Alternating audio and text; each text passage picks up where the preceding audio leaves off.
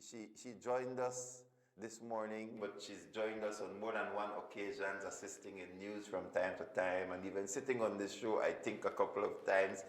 And it's a pleasure having her with me this morning.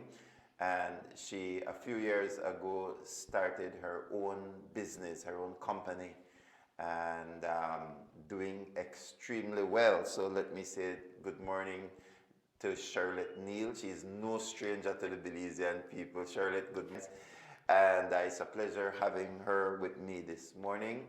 And she, a few years ago, started her own business, her own company, and doing extremely well. So let me say good morning to Charlotte Neal. She is no stranger to the Belizean people. Charlotte, good morning.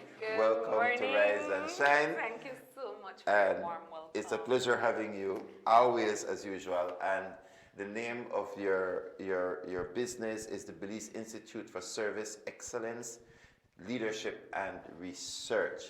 And I've seen some of your Motivation Monday advertisements, you know, and you're promoting it. Because social media is such an excellent way now to reach people. Tell us a little bit about your decision to take this road of entrepreneurship. And now you're really at a place where you're helping other entrepreneurs to find their dreams. So, wow, congratulations. Yeah. And how has it been? Thank you, Pastor. It's been a great journey. And first of all, I must thank God for the vision, because it was His vision planted in me. I got to a point where I could no longer continue working where I was. And that was mostly because of this burning vision. I have so much ideas, and you're limited when you're working, you know. And, if this is you, it means you should be working for yourself. And so one of the beautiful things that I find with working for myself is that I can put all of those ideas to work. And 98% of them work. The 2% that doesn't work, I learn from them. That's right. And so I'm having fun, really learning and growing. We are the Belize Institute for Service Excellence, Leadership and Research. I tell people it's a big name because we're going to grow into that name. Right. There are some things we're still not doing yet, like the research component of it, but we are gathering some data as we go along, because we need that to inform us as to what's happening out there, what do people want, how are organizations responding to our trainings, etc. And so what we do is professional development training for organizations, and we do for individuals as well. We also do business development consultancy.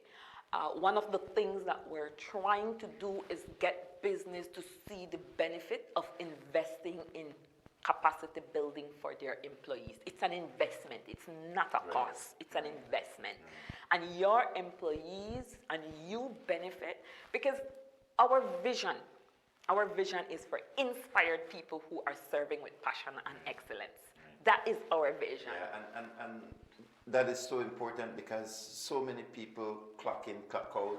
They're looking for hump day. Yeah. They're looking for Thursday, the Friday.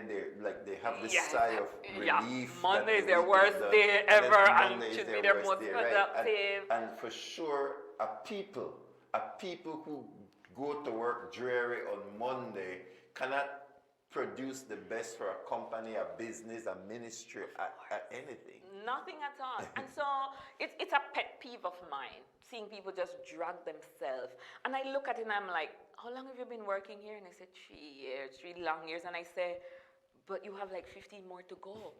And so if you're like this now, and so what we try to do in our sessions is not just educate, we try to inspire. And so we have a platform that says, engage, let's get out there and find the people, inspire them, and then equip them. Because you can't be talking to dead horses. Right. So we have to inspire. And so we try to ignite that spark. You know, what's your passion? What is it that sparks you? Where are you now? Let's move from here. Where is it you want to go? A lot of times people say, oh, you know, you're bringing in American stuff here. These are things. No, we need to be talking about where are you going. There's a question I ask of people, a lot of people can't answer. Where do you see yourself in 5 years? Yes. And it's like, Yes. Well, Yes. I just to try to get through today. Yeah. And that's a common answer. And it bothers me that Yeah. we're not thinking, where am I going? Where am I heading? Yeah, and I like that because you work with established businesses which have issues of their own as it relates to employees seeing the future, maybe caught in a grind or caught in a rut, they can't break out of there, and then having inspiring their employees to produce more, to do something on the side, etc. But then you also work with entrepreneurs, those who are struggling to begin and start and need that education. We have enough Tobiah and Sanballat with the Nehemiah, Tobiah and Sanballat, who come and say that can't work, that no work, our tell payo, you put in a hole. And so you need people who can run with you, that say you can do it, you have potential and you can run. Exactly. And it's not a setup. It really is not a setup. A lot of times people see the negative. When they start out with an idea, the first thing that presents itself is the reasons why it won't work. Yeah. And so you have to get past that quick and quick. Because 2 months down the road, you say, no, I'm going to give up on that. And then 2 years later, you see somebody pursuing the thing. You start out and they're doing well, and then you're like, man, I should have made this. No. Right. So you have to put yourself in a Regrets. frame where you get past the negative, and we help you do that. When you start out and you're like, well, and too much people out there to do it. What is your guiding, what's your goal? What is it? Because it has to come from here. When you get started, it has to come from here. You have to have a plan, of course. You have to have a plan. And so we help you to get that plan going, work through that plan. One of our greatest accomplishments was being able to work with the Belize Natural Energy Charitable Trust in their Dare to Dream Big program. And for the last 2 years, we've worked with over 400 entrepreneurs. 400? Because we work with all the applicants. And so the That's people an apply. amazing number. 400. Wow, There's a lot of entrepreneurs out there. There's a lot. Spirit is alive in Belize. It is. There's a lot of entrepreneurs out there. And some of them just need that guidance as to how. Some of them are doing trial and error and it's not working for them. And so we provide that guidance for them as to how is it that you're going to move forward. What are some of the foundational things that you're missing in order to propel you? Now, if you look right there by this step, I grabbed, that's Coco Pete. Coco Pete, and in the last segment, I was just sharing with the audience that this Belizean entrepreneur has come up with this wonderful idea. And I didn't know they passed through you and B&E Trust. He was an inspiration to even me. I loved his idea, and that's one of the things I want to encourage our Belizean entrepreneurs. Get innovative. Yes. Please stop doing the same thing over and over and over. It's not going to be inspiring for anybody, including you, the entrepreneur. But what I loved about Coco Pete, how he sold his idea to us, he was like, you know what? I pass up and down and I see people just chow their coconut husk, just to chow the litter the area. And I got to thinking, I could make something out of there. I was like, wow. Yes. And when I think of it, I could run with that. I say, yeah, it's true. Everywhere I go, I see them. It's just coconut husk. And he was like, we dry it, we do this, and he was able to do that. And he was one of the winners for this last competition. Yeah, you see, he interacted with what we were doing, which was Blessed Garden. And we shared with him the problems that we were having, and the most expensive thing is imported. Yes. And so here we have it. I mean, it's here, and you guys inspired him, and through the program, one of the programs that your business works with, which is the B&E Trust, he was able to realize his dream. And then here it's right back on my desk, on my desk right now. But essentially, this is going to have an impact on him and his family. It's going to have an impact on his community. It's going to have an impact on the U.S. Exchange, because we don't have to import as much. Then it's going to have a an impact on the environment, because we know when just the dash over, Exactly. And he did his research, and he indicated there's a huge market for this. And as he grows and expands, he's actually looking at how can I export this product when I'm able to produce in the quantity that is, I'm able to export. And so these are stories that make me feel proud, not pride, but proud to know that there are people out there who just need that extra push. There is a huge market for quality training, not just training, but quality with an impact. And that is sometimes, I think, what's missing. You mentioned some of the organization businesses that have their own internal challenge. Our trainings are not just limited to the employees. We try to tap into management as well. Because one of the biggest things that management need to understand is that you have to motivate your people. There is no longer that command control. This is the 21st century. Exactly. No more boss, right? We have a coach, we have a mentor. We really have to add that people component to it. And so a part of your job as a leader is to get the job done and take care of the people. And so we try to instill in them that, because they're doing a good job at getting the job done, of course, but are we taking care of the people? And how are some ways we can take care of the people? So for me, it's a change in mindset. It's putting in place those structures that will ensure that people are happy, they're content in the workplace. And I use some examples, and I tell them, I say, we have a lot to say about the call centers, but they get it. They get it. Their people are contented, They are doing socials. They understand that their market is a lot of young people, and some of them create environment where it feels like fun. They're socializing, they're bonding. They're like, the pay is not way up there, but people feel that sense of belonging. So that's a part of what we look at when we try to get people to understand. Motivation does not have to be that you have to give them more money. But people want to feel that they're a part of something. They're not just here slaving and then there are no benefits. No, I know I always have questions and comments, but I know you also brought a little PowerPoint there to share with us some of the things that you do.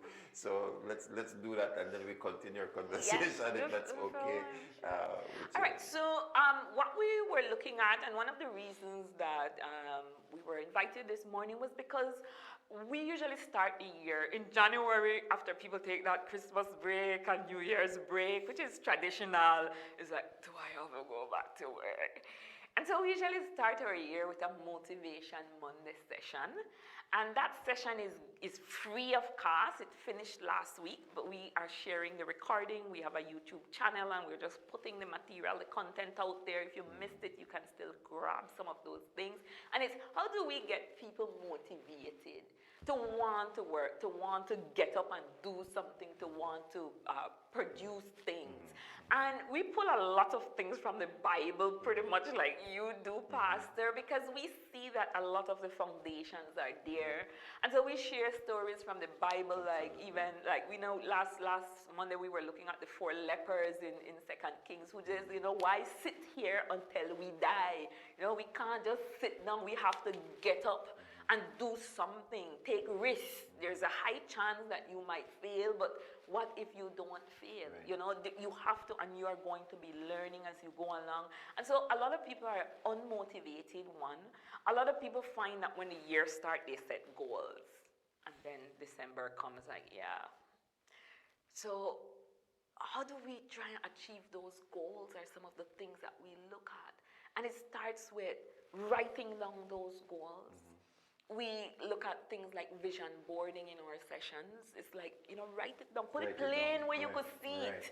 Right there in front of your face, and every day you see it. And don't put 20 goals. What are those things that will move the needle for you? What are those things that you really want to accomplish and you're determined to work on this year? List those 5 things and put them there. Put pictures of what it will look like when it finishes, right? When you have accomplished it. And you would be surprised if you continue to make those plans, work on it daily. Give yourself timelines. Sometimes just say, okay, I'm going to lose 20 pounds. By when? How are you going to do this? What are the steps you're going to take? And we encourage people to do that and get an accountability partner as well, somebody that's going to keep you on track. I say, yeah, you're still lose the 20 pounds, what happened? What are you not doing? And so those are some of the things that we try to help, because it's all here, Yes. It's a mindset, Right. and we have to change that mindset. The We have mind to are the problem. Yeah, the The mind is the mind- problem. the mind needs to be transformed. And so The mind- that yeah. discipline, Yeah. and in our goal setting, we talk about time management as well. What are you doing with your time? Does it mean you have to get up earlier rather than lying down there? The alarm goes off, snooze, snooze, snooze. I tell people, if 5 o'clock catch me to sleep every morning, I sick. Because you need to get up and start your day. You have to find out what is your time when you're most productive, when your mind is most clear. For me, it's early in the morning, and I struggle to stay in bed. It's like, stay in bed, I have to get up. Things, it's a clear era, of focus for me. So you have to find what works for you and try to minimize the distraction. And I know when I get up at 5, the house is quiet. The rooster is crowing, the atmosphere is good. And the things I can do between 5 and 8 is almost what people do all day in that tight bubble of total focus that I have. So it's not that you can't. So before some people they start, you've already done a whole day. Yeah, Technically, sometimes you've when already- people right, see me that's walking right. about at 1 o'clock That's in the right. day, chilling out, it's like, the work today, get me done.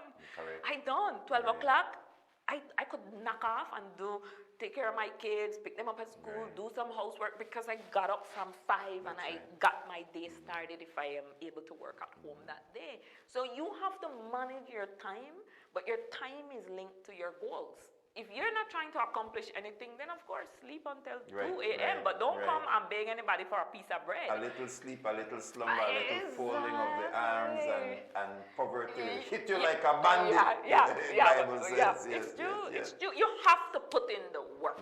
You have to put in the work if you're going to accomplish anything. You have to make up your mind. It's not easy. I am doing a series on work. Yes. I've done Busy and Busybody, and the way we're gonna end it is I will have certain people go on the stage and talk to Certain people. certain people, and you are one of those people. I know. I just do it in a parables because I have the wonderful opportunity of ministering to hundreds and then thousands by way of streaming.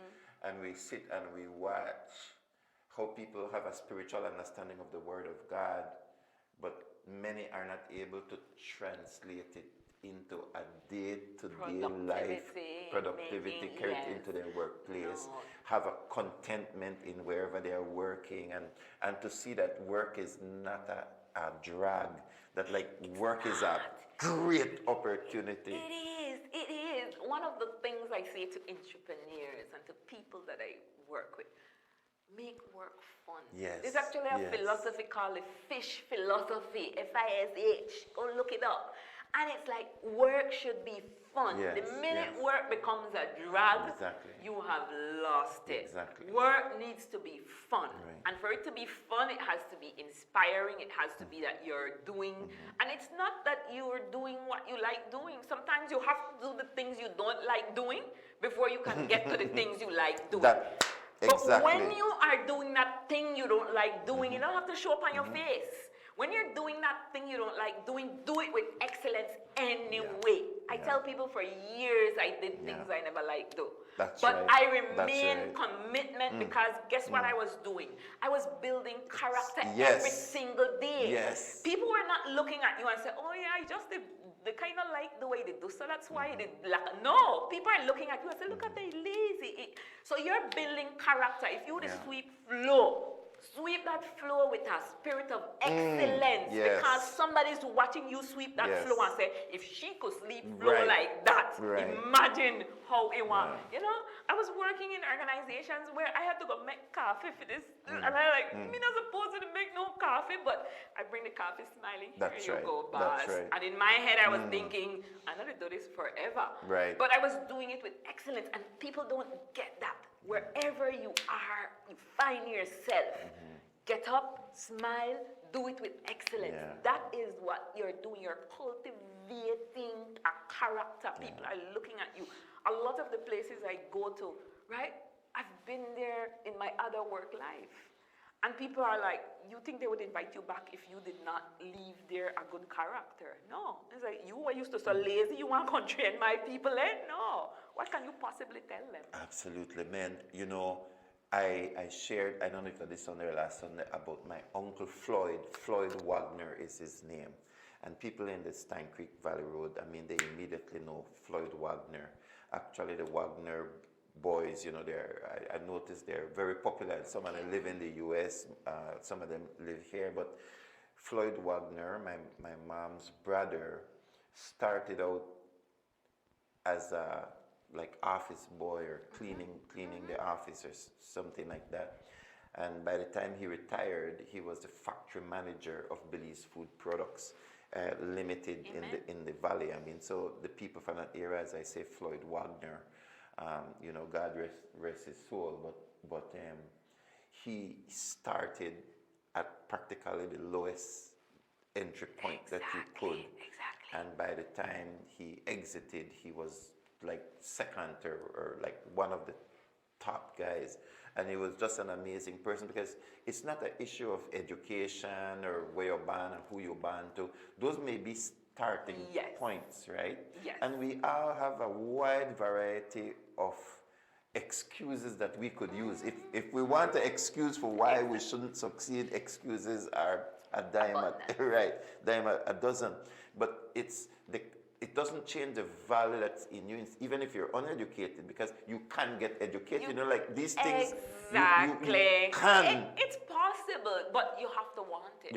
You have to be consistent, and you have to want it. I always believe that more people need to be telling their stories. Because you see, if I met Floyd in his latter years, what I would see is the picture of success. He have arrived. But I wouldn't know where he started from. Exactly. And so I tell people all the time, share your story with the rest of the world. Right. Tell people, not because you're bragging of, oh, I have arrived. No. The message behind it is that I started here, and so can you. I tell people when I started in my bedroom with a desk and the background pretty. Nobody knew I was in my bedroom on the Zoom. And you constantly reinvent yourself. You're constantly innovative. You listen to the people, right? I use a lot of principles I gather from other areas. Like, for example, sometimes maybe 5 people would ask for a service. I don't say, only 5 people need that service. In customer service, when there's a complaint, you say if there's 1 complaint, that's a complaint of 100. Right. So when 5 people are saying, don't you offer so-and-so, I'm thinking, okay, more people need that. And so I go for it, and I put it out there. And you would be surprised when you start putting yourself out there, the things you find people need that you didn't know. And those needs will only expand because it's an expanding population. There are certain trends that are actually coming in that if you catch the wave early, you ride that wave. You know, so you stay current. You have to stay current. You have to keep your hand on the pulse of what's going on internationally. And it's possible. It's really possible. I like when you said there, share your story. I like when you said, because I don't know if it's us here in Belize, but like in the back of my head, you know, I'm preaching certain things because I've tested it and I've tried it. You know, I have an entrepreneurial spirit too. But then it's like, do we also have a culture that says don't share your story? So like there's I want to share my story because I want to help you to see that if I could do it, you could do it too. But then there's something back that says, okay, hold on, because people might think you're the be proud, or people might how do I fight that? It's our culture. You fight it by just start doing it. I share my story. I've started to share my story, and that's why I have some of the free sessions. There's an opportunity out there with TikTok and social media. Put your story out there. Get comfortable with your story. There's somebody who said to me the other day when they heard my story, say, it's a miracle that you reach where you reach, you know. When I tell them that I graduated from high school at 15, started working at 16, I was pregnant at 16, married off by 17, and it went downhill fast from there. And when I was able to say, hey, I got back up, I did 3 degrees without taking leave from work, pushed myself, raised all my 7 kids, I had 7 miss, you know. And I started try to tell my story to let people know, because sometimes when we see people here, we say, oh, you don't know what the struggle, you don't know where the hardship, and I say, we do know what it is, but you didn't give up. You kept pushing and you're pushing, you know what your potential is, you know what you want, and you have to push past the pain. And nobody's saying it's easy, but it's possible. It's possible. I could have been, barefooted somewhere begging for bread, saying, oh, poorly me. But I said, no, this is, a mistake I made. It's not who I am. It's not going to define me. I need to get up out of this grave. One of our sons from church, right? Get up out of this grave and make something out of it. And then go forth now and let others know, hey, I can do it. You can do it too. And I'm not bragging. I'm telling you this story to inspire you to get up and do something. It's possible. Man, don't sit back. Tell your story, guys. Don't tell your story. Tell your story. As I said, sometimes I would want to tell people more of my story, and then there's just that little thing in the back of my head. But tell your story. I come from PG, and technically, what PG person, especially in my time, you have to leave PG if you want to do something. Exactly. And the reality of the matter is that if we see ourselves the way other people see us, that's not going to help us in any way, because people have a wide variety of opinion on you. So you have to see yourself the way God sees you. And He sees you with tremendous value. And if God says it, I don't have to care about what nobody else says. You can start work. It's true. There are two things I say to my entrepreneurs. The first one, you have to believe in yourself. You can't wait for others to believe in you. If you want others to believe in you, you have to believe in yourself. So stick with what you believe. And there's another thing that when I grab that, I like, wow. The Bible says we have the mind of Christ. Wait, hold on. What that mean? We got a mind. You mean there is no limit to it? Wait, hold on. Exactly. We have the mind of Christ. And so one of the things that I found the other day, which was like, wow. There are things that I know that I didn't even know that I knew until I started to do it. And I'm like, hold on, stop. Where you know this from? Wait. We have the mind of Christ. There are certain things in us that we don't even know. So now you have a totally different attitude when you move into something, right? I know this. Totally different. I know this. And I had to type this thing and the words just come like, hold on. Right. How do you know this? And so now that's what I say to people. There's a lot within you that's on top. You're not using it. It's just there sitting. And unless you open that box and say, you know what, I need to start pursuing my dream. There is, you will find out how much you know.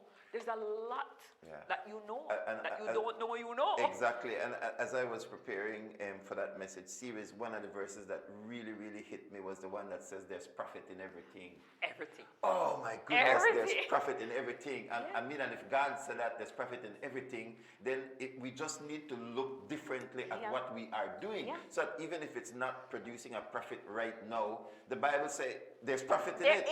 So then I can continue to push. I need to find out, why isn't there a profit? Why am I not satisfied? And then deal with the problems, right? Rather than just give up the whole project. It's true. I use the example of the US, and I say to people, only in Belize we act like we're planted one spot like a tree. Right? I can't let fire. I am in neighbor string there. Nothing happened there. So why is it you're still there? In the US, people move from state to state to state. You can't keep up with them because they move where the opportunity is. And sometimes in business, that's our downfall.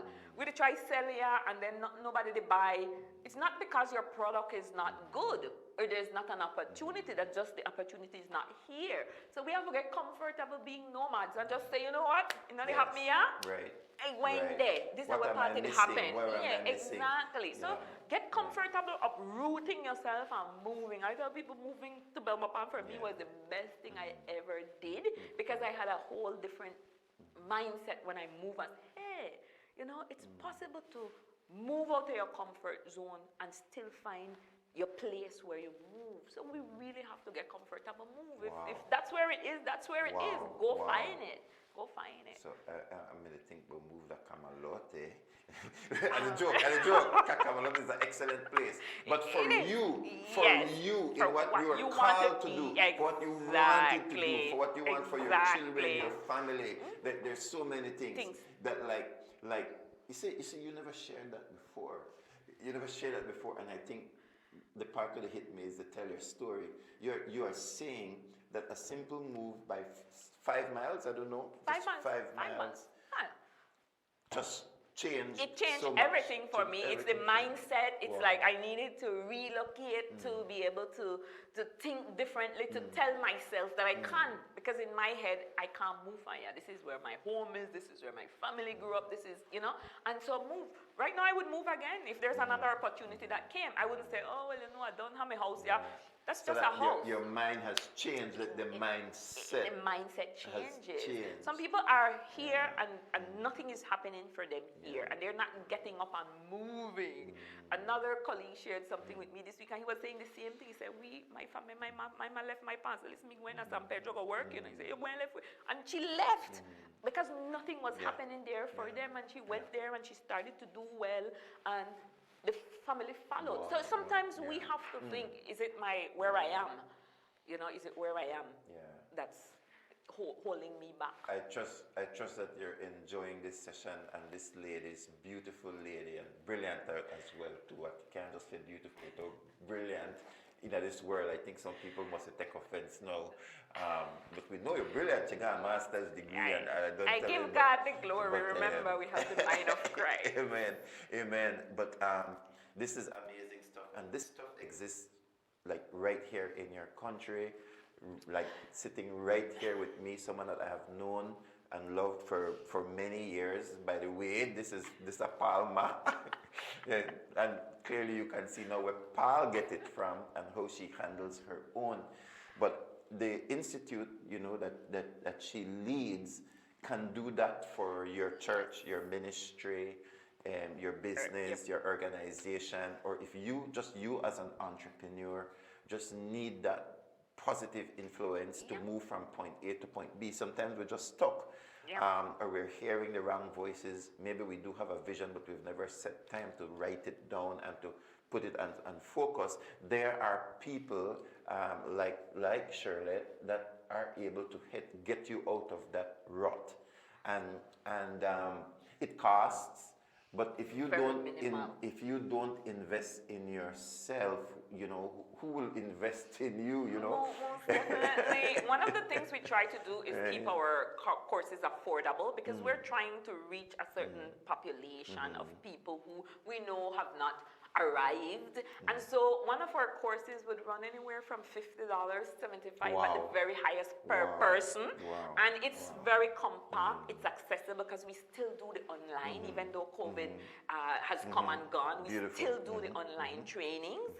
And then if you want a face-to-face for your organization, we do that. We specialize in a lot of soft skills training, because we find that sometimes people are technically competent, they know the job, but it's the soft skills, how to deal with people, how to stay motivated, how to communicate, that whole customer service. All of those things are what we specialize in. And so it's unlimited. If there's a topic you don't see on our page, because we have a Facebook page, the Belize Institute for Service Excellence, find us and get in touch with us. We are able to customize a course especially for you. It's one of the things we do. People don't call us and say, what is it that your needs are? What are some of the challenges your organization is facing? We are able to assist you with, navigating through some of those challenges. Absolutely. No, I don't see a telephone number. Okay, yes. Our number is 670 670 9564. 670 9564. You can contact us. Look for us on Facebook. We have some other great, exciting things coming up, like we're revamping our Busy Learn platform. We have some other things we can't put out there as yet that we're doing, because this year is our year of pivoting. We are upscaling. In fact, right now we have an ad out for facilitators We need excellent facilitators because we want to expand the services that we offer, the areas we offer. And so there are times when we have up to 4 or 5 trainings going on simultaneously. Right. And so we need good facilitators. Right. The people who come to us understand that they have to go through a trainer. We can't put you out there with our brand unless you are pursuing excellence. Represent. Exactly. And so there's a lot going on with us.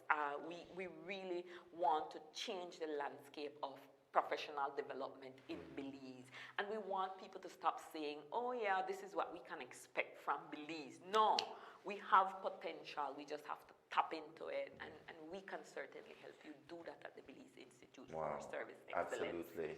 Now, before we go, another pet peeve that I have, if that's okay, I was getting ready to wind up, but we're not ready yet, is like, people go to one panades shop, or they sell bread, and they make 50 bread a day, or they make 5 pounds of panades, or 5 pounds of masa, or whatever it is called. Not my area, I just eat. but then say, I done. Yeah. I done. And every single day, then they just continue to make 50 pounds of 50 bread, or whatever it is, and 5 pounds of panades. Yeah. And they're not understanding that the market, they have not explored right. They are losing out on some valuable opportunity. When you first start, maybe that 50 is okay. But if 50 people like your bread that you make, again, using the concept from customer service and complaint, they have other people out there who like the bread. So maybe at that location where you are, only 50 people come, but you're not limited. Right. I see a prime example. If you go to any stores in the evening in Belmopan, there's somebody out there with a basket where they sell bread and bun. But when I start to realize it's the same bread and bun where I see over yonder and over yonder and over yonder, they have learned that, wait, hold on, I'm not limited to just my location. I can get peddlers to get out there. What I don't see them doing is branding, because I have no idea where those bread and bun are coming from. Maybe I want to buy, but who's behind this? So we have to learn how to. As an entrepreneur, your goal is to grow your business. Absolutely. If your business is not growing, then you're not going. Don't be satisfied with just being, 50 and I'm done. It mean if you done 2 o'clock, they had people where you should have closed 7. There's 5 more hours there where you could have push some more, sell some more. What I do and what I encourage entrepreneurs to do, I set a target.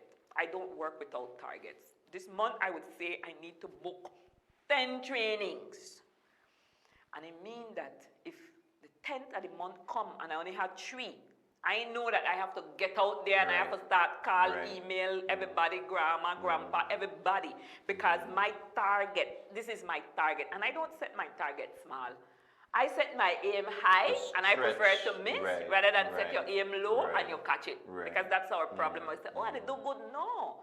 So you stretch yourself. Set your month out with targets. Start every month with a target. This month I'm going to earn so much, or I'm going to produce so much, and I'm going to sell what I produce. And you get out there, because if you look at people, I use simple concepts to try to help my entrepreneur. If you do a barbecue sale, I say, come, everybody buy barbecue from me, I'm here. And then you see 130 come, and you still got 40 barbecue. You want to sit down there on them barbecue? No, you put them barbecue in the back of your vehicle and you start to go around, because you have a target. You got 40 more to sell. Right, you profit the right day, right, you get up and you start moving around. You might reduce the price at $1. These are the things that make you an entrepreneur. The creativity, the ingenuity, pulling all the stops and say no. Right, there have to be a boldness in you if you really want to go out there and make it happen. All right, I got one more pet peeve while we're speaking to, right? It's like the daddy gama one Lee mechanic shop. The one Lee mechanic shop. A labor send a picnic at school. The picnic go to business that you be. It get noble business. The picnic walk past the mechanic shop every single day for go to school. Come back. When he finish with a degree in a business, he apply to different people for work. And he pack our business right from he can't see the business I pack. Can't even take a business degree and say, okay, I can convert this mechanic shop into us. Talk to about that missed Pastor, opportunity right in front of their exactly. face.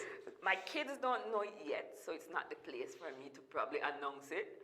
But I have my eyes on them. I'm looking at even them and thinking, oh, you're doing good. I'm happy you're getting the foundation, but you're coming this way, you know. Right. You, your spouse, and you're coming this way. Right. Just give me a little break, forget it. They're coming, all of them. We're just watching them. Saying, they're doing good. They're doing nice. I need the skills they're getting out there because we have to create this, what we call generational wealth. Amen. And we have to keep it within the family. So your kids, you have to be grooming them, the skills. My plan, in 5 years' time, I'm employing all of my kids. Because the money needs to stay. You know, I have to, because if I'm not helping them, what will happen? They're going to lean on me. No, we have to do this together. And nothing is more beautiful than when you could pass on your business to your kids. You know it has been beneficial. So we have to start doing that. A lot of people who go to study business look at this and say, oh, it's not. That means you miss the whole concept. The whole concept, because already you have a business here that you need to grow. When I was considering going, when I lost my job, when I was unceremoniously, wrongfully fired from my employment, my first instinct was to go look for another job. And then the Lord was saying to me, but you have a business. You've already registered a business. Go and start working on that business. Right? And I remember clearly sitting with my pastor, and my pastor was like, but you can't fail, and if you fail, then you could go back out there. But we are missing a lot of opportunities indeed to really grow. Because that mechanic shop, when you take that business degree and you start saying, okay, Daddy, well, so what we have to do, we have to advertise, we have to put a brand out there, we have to upgrade this, we have to, you know, modernize this, and we have to, you would be surprised how competitive it becomes, and you create one income for yourself, one unlimited income. You're not limited to $2,000 a month, right? The more coming in, the more. So you can do that. You can do that. But a lot of people don't see that. They don't see that. They don't want to have anything to do with that business that their father or somebody is running. But it's a missed opportunity. Trust me, it's a missed opportunity. I might pick the land, hope for the camera. I don't care if you don't want or don't want. And that's what's happening now. My oldest son, as you know, he's beginning to find his foot in it. But many of you, as I said, you know, you look at your children and they can expand your little shop that is out there. There are many people who have a little shop in front of their place. And I'm telling you that it's possible to blow. All of those things are possible to blow. It is possible. It is possible. And then you're Yeah. teaching your kids a lot of skills, a lot of values, and you're keeping the business in the home. So indeed, that is you tapped into something very powerful. Yeah, there. we come back. I promise me I will come back. All right. Thank you very much. I'd love to have you again. And as I said, we got to do something for the church too, because we got to take this into the church. It's because it is necessary for us to take it into the church, because some people, when they're ready for heaven already, and God not ready for them yet, because there's some stuff on earth. There's some stuff on earth that they got to do. And they're stuck between heaven and earth, you know, and there's no heavenly good and no earthly good. And so we need to, for the while that they're here, help them to fulfill purpose. No, it's very possible. It's very possible. It's a mindset. No, my parting shot. I just want to share one last little part of my story. When I was growing up, when I was younger, I was fixated on opera.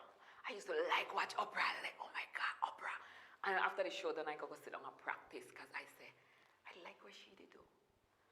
And without realizing it, sometimes that dream is birthed in you from you are very young. But you let it dry up on the wayside. You need to pick up that passion that you had. And today, when I see myself speaking to people, motivating people, I want to call opera and say, hey, you know, I used to watch you. No, I'm doing a lot of what you do because I saw where I could do that. So go back and pick up that dream and be committed to your own excellence, because that is the goal, right? We are the Belize Institute, and we are in pursuit of excellence. I can't add nothing to that. That's my parting shot. Good morning, Belize. Thank you so much for having me. Thank you very much for having you, for coming this morning. Belize, God bless you. Be encouraged. Connect with the Institute and get help. Get the help that you need to expand your thinking and expand your productivity. As I said, God could have created every single thing in the world, but he gave us a blank slate called the world, and he said, go be fruitful and multiply. That's a challenge to all of us, to co-create with God and to make the world a better place. From all of us here at Rise and Shine, God bless you, Belize. See you tomorrow.